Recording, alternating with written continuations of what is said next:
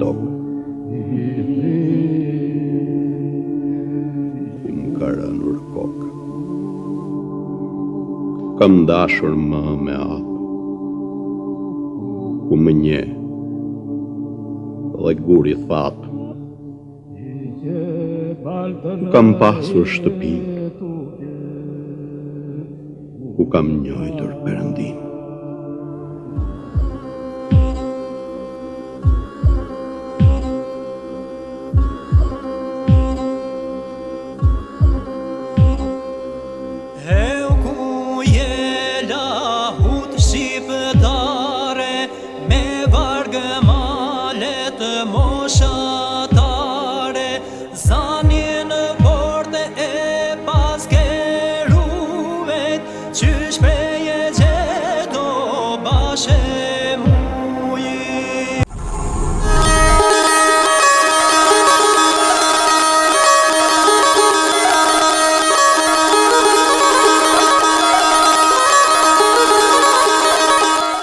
Shikues të nderuar televizor shqiptar të Amerikës, ju përshëndes, jemi në emisionin Historia Shqiptare, sot jemi në ciklin Malësi e Madhe për Mbledhesar, pasi i ftuari do të jetë nga kjo zonë, dhe konkretisht unë kam ftuar Toni Goqën, i cili njihet tashmë në Komitetin Shqiptar, është në biznes në real estate, ideal ka qenë dhe është aktivist në komunitetin tonë, veçanërisht në fisin Goqaj, është ideal i nderuar, respektuar dhe kur të nderojnë të respektojnë familja të afërmit e më gjerë, mendoj se ka edhe një vlerë.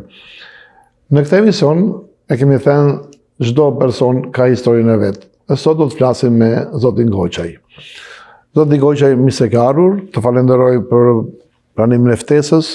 Së bashku njihemi prej vitesh, disa gjëra e kemi biseduar, por është mirë sot një rrëfim në emisionin Historia Shqiptare, cila është familja juaj, origjina e familjes tuaj, të parët tuaj, silleni ashtu si juve e mendoni. Së pari, zoti Gani, dëshiroj që në emrin tim personal, në emrin të familjes ime në përgjithësi, të falenderoj përzemërsisht për ftesën dhe rastin që më lat që të jem, nuk dua të them musafir i televizionit të shqiptarëve të Amerikës, me qenë se nuk është e para herë që jam këtu dhe mikpritja juaj, stafi tuaj, bashkëshortës dhe krejtë familjes tuaj me kanë pritë në atë mënyrë që më duket se jam në shtëpinë time. Prandaj nuk duhet të them musafir, por duhet të them që të jem së bashkut me teleshikuesit e televizionit që shoqërisht të bisedojmë për çka le jemi këtu. Të falenderoj që i quan shtëpinë tuaj, sepse juve keni kontribuar për televizorët shqiptarë të Amerikës. Keni për shumë vite keni pasur reklamën në televizion, po ashtu vazhdimisht kur neve kemi pasur nevojë, ju keni dhënë donacionet tuaja, edhe për rastin konkret për këtë studio që neve kemi krijuar aktualisht, edhe ju keni dhënë $1.000 për ndërtimin e studios, edhe unë me këtë rast ne do të bëjmë një falënderim profesional për gjithë ata që kanë nëpërmjet emisioneve tona, po të falenderoj shumë sepse edhe donacioni juaj është shumë i vyer edhe jeni në vendin e duhur dhe në televizionin tuaj. Urdo. Disa më njohim, disa dhe jo, jam Toni Goqaj, lindë rrit në hot pikrisht në Skorraci, ku dinë ti Gani mirë ku në Skorraci. Aty pra kreva dhe shkollën fillore, shkollën e mesme pra e përfundova në gjimnazin e Tuzit, ku atë kohë po thuaj se ite e vetmja shkollë në gjuhën shqipe, pra shkollën mesme në Tuz. Mbas përfundimit të shkollës e mesme, u regjistrova në Universitetin e Prishtinës për të vazhduar studimet dhe në atë kohë po thuaj se shërbimi ushtarak ishte i domosdoshëm në Jugosllavinë atëhershme dhe mbas regjistrimit të studimeve vendosa që të shkoj në shërbimin ushtarak të kryej dhe më shpreh se të kthehem mrapa pra studimeve. Mirë po flasim për vitin 86-87, aso herët po thuaj se gjanat në Jugosllavinë atëhershme ndroshin për kryenatet, si ekonomikisht, si politikisht, si në çdo aspekt të saj. Dhe mbas shërbimit ushtarak, kur u ktheva pra në shtëpi, e kisha ashtu një mendim, kisha ra një mendim se drejtim të marr.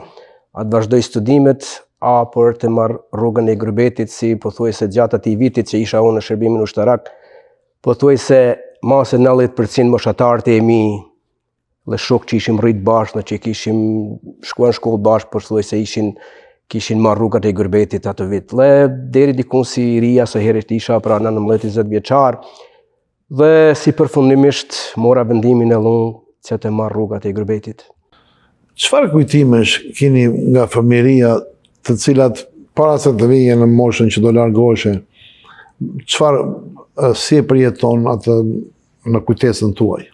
Po, ndoshta aso herët kur je fëmijë nuk i, por kur shkon në moshë atër të kujtohen të gjitha ato mrapan. Më kujtohet shumë mirë bile kur shkoj tash në vizita aty atër dal aty të shkolla Skorracit ku është ajo stadiumi i futbollit që është dinëve ti ku është. Po, absolut. Aty po thuaj se shumë kohën e kaloshim aty. Mua më kujtohet shumë mirë kur isha 15, 16, 17 vjeçar, shkoshim me luaj top aty dhe nuk kishim vend me luaj, aq ishte i mbushur, po thuaj se fshati me rini.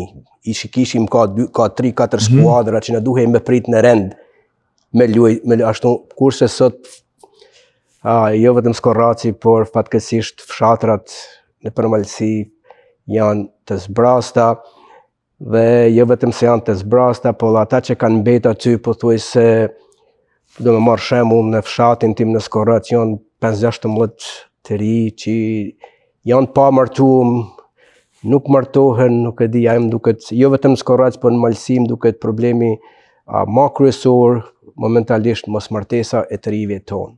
Cilat aktivitete, organizime në kohën e fëmijërisë juve ju kanë lënë mbresa që bëshin në atë periudhë, qoftë në kolektive, qoftë nëpërmjet miqësisë, shoqërisë ose fisit që keni patur në Malësi? Si përkujtoni ju jetën e asaj periudhe? Po, jeta asaj periudhë, po thuaj se megjithëse kanë kënë ndoshta ma fukaraleq aso kohet, nuk janë kushtet ndoshta që janë tash, por si qëta që parë ishim shumë aty. Dhe lojna që bashim turnire të futbollit, po thuaj se gati çdo të diel kishim turnire të futbollit në përfshatra të ndryshme, herën Trish, herën Dushic, herën Grud, herën Hot. Përveç asaj, po thuaj se tanë ditën ishim me shokë dhe moshatarë tanë, asajt si në shkollë, si në shtëpi, si në kojshi, ashtu që ato nuk e përjetoshe kur një farë vetë mirë që të më ashtu. Sa herë që shkojnë në Malësi, kur dalë aty në Skorrac, rasisht janë disa kanë mbetur krejt pak moshatarë aty, plecë aty janë 2-3 plecëve që kanë mbetur në Skorrac aty. Dhe e takova një aty që krejt i vetmuar, veç se kite dalë aty me jetë s'ka shkolla, dhe thot tanë shëtien që e baj thot pej shpijet edhe jetë e shkolla. Nuk ndëgjohet kur kush, thot, nuk del kur kush, nuk ka gjallënisi që ka pas do herë. Kurse do herë pra ke pas tanë ditën të hecë të. Sa ka qenë popullsia e Skorracit që e monument juve? Unë tash nuk i munda me një pak, po me sa më në dimë kanë kënë rreth 40 familjesh në Skorrac. Kurse sot janë më duket 19 familje. Ka kaq shumë në Skorraq se është pak vend i mirë aty, edhe kanë ardhur familje tjera besoj. Po ka ardhur jo, po kanë betur aty. Aty në dalje të ja, kanë betur aty. Më duket janë 19 ose 20 familje, bile tash nuk ka herë që kem. Po. Ja, po rreth 19-20 familje që janë momentalisht në Skorraq që banojnë. Po ai Skorraqi para një viti pati një fatkeqësi me zjarrin, si është aktualisht, adoptohet shumë asi? Po, zakonisht në verat e ngrohta atje në Malësi, ndoshta dikush e bën edhe qëllimisht, po ndezin ato ngjarme dhe ulles atje poshtë për më dërçitje të kardha aty krejt afër deri te shkolla, aty din ku është shkolla aty.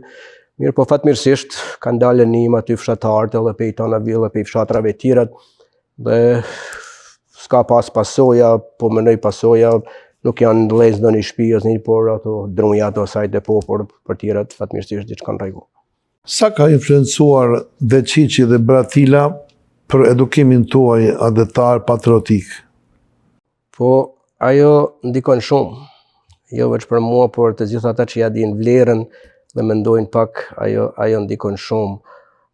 Ndoshta prapë po kthej mbrapa siç tash parë kur njëri i ri, ndoshta nuk ja din vlerën atë sa duhet, mirë po si mbas moshet dhe në veçanti edhe neve që jemi në mërgim ka pe i këtij kënd vështrimit ku jemi e shohim edhe ndryshe edhe i shohim vlerat ndoshta edhe ma shumë se që janë ata aty. Cilin vit u larguat dhe kush ju priti këtu në Amerikë? Unë jam larguar në vitin 87. Largimi im nuk ishte në krahasim me këta tjerë bashkëtarët e mi, që ishin ardhur para meje, nuk ishte edhe aq i vështirë, se shumica kanë ardhur për krye Meksikot asherët. Kanë pas vojtje të mëdha, kanë pas mirë, po kur erdha unë aty në përmalsi u hap një bisedë që janë duke lënë viza për krye Kanadët.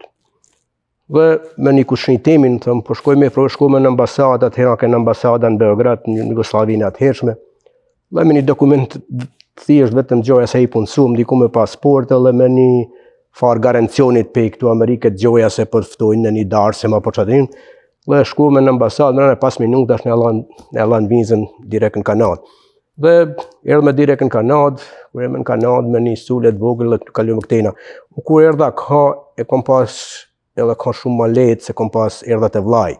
Kom vllajën këtu po thuaj se qysh në vitet e 70 me malësorët e parë ka ardhur këtu.